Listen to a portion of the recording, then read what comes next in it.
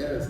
And there's a lot of blurred lines in the industry, a lot of trainers calling themselves coaches and things like that. So I want to make sure that everyone understands the difference, because that's what I found is the hardest part about selling coaching to dealers, is that they're like, well, what's coaching? And I was no different. When I started learning about coaching, it was like, wow, this is way different from training. So do you need a consultant, do you need a trainer, do you need a coach? So here's kind of just some of the differences.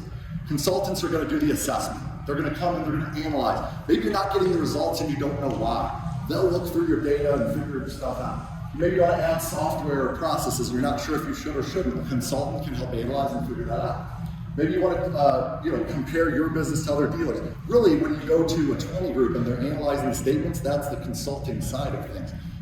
Now, the plan comes later and we'll talk about that. Maybe you want to sell, consolidate, grow your company. Great reasons to hire a consultant. Consultants got, is Ben in here, by the way? Ben? I was talking to Ben the other day. Okay, Ben. Ben's a great example. So if you want to buy a point, Ben can help you put together a ginormous plan. You give Ben 30 grand, I think maybe it's 50, I don't know, whatever it is. He'll help you buy it, he'll put together a giant plan for you to get a new point. He's a consultant, safe to say in that case. Or what? So training, once the consultant tells you what's broken and what you should do, then you know what skills you need to master to accomplish it. You know what technology you're going to adopt. So you're going to want to start training at that point. Training, it's great to train employees who are new, who lack skills. Anyone who gets promoted, you're going to want to train them, or new to role employees, or people who are coming up. John was just talking about that. People that are coming up for promotion, managers who are unable to train because maybe they don't have the bandwidth. There's only so much time in the day. And if your managers are dusting, 28 deals a day and purchasing and doing all, they may not have the time to adopt a leadership routine, which is part of that training, or maybe they don't know how to transfer skills effectively. If you're a manager and you're like, man, I train people and they don't use it, it could be a skill transfer challenge or opportunity for you. And then anytime you get new software processes or technology, then you want to start training on that, like I mentioned. And then finally, you have coaching. Coaching, if you have a tenured, diverse team, because coaching works for senior people, works for middle of the road performers, it works on new people.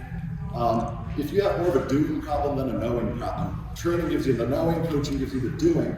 And if you want continuous sustained growth over time, coaching is your answer. If you want to improve the culture, team cohesion, alignment, coaching brings that all together as well. Baby raptors would be so cute. So maybe Kelley put some interesting things in. So first off, consulting answers the question, should we do it? Trainings, can we do it? And coaching is, will we do it? That's what it boils down to oversimplify the three. So a 20-car sales manager, so if I have the skill to sell 20 cars a month, and I've got a 30-car guy working for me, I can't train him to sell 40 cars a month. I can't train her to sell 60 cars a month, but I can coach them later. I have the honor of coaching Nick Saban. He's a football guy. You guys, I don't know much about football. He makes fun of me for the record. But Nick Saban, a lot of people don't know this. He's got 5 dealerships, Highlines. I get to coach his team. It's an absolute honor. But it's kind of interesting because Nick Saban's not running the plays. He's not on the field playing. He can't outplay his players, right? But how does he help them improve? Coaches them up. Every pro athlete has a coach on the sidelines watching them play the game. How many guys are professionals? Consider yourself a pro. Raise your hand, come on, don't be bashful. Okay. Now, keep your hand up if you consider yourself a pro, but you don't have your own coach. Guys, listen, every pro athlete has a coach. If you're a pro, who's your coach? Big mind.